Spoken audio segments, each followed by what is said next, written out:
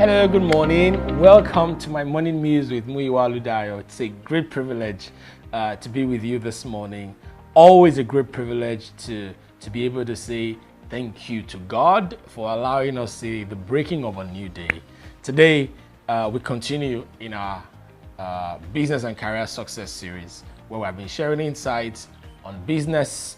I mean, not just business, but really how to become successful in business and how to become successful in your career. All right, today, the word in focus is choice. Choice. Let me tell you about a man whose work had significantly influenced my personal development life. This man has influenced how I make decisions and how I evaluate options in my life. His name, Oludayo.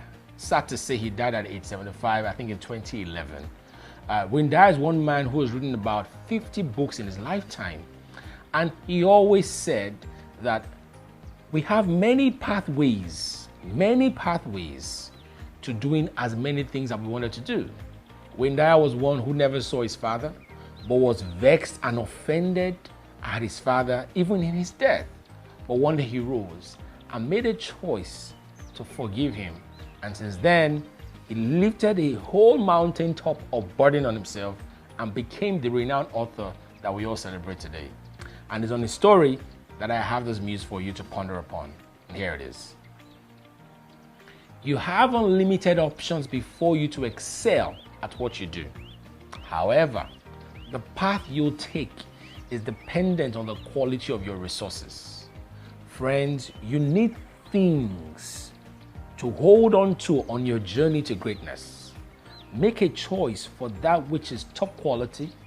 Make a choice for that which is enabling. Make a choice for that which is empowering. Make a choice for that which is not humiliating the dignity of humanity. Make a choice today to use and engage resources that makes your path to success an enviable one. Hope to get your results and share your testimonies. Have a great day.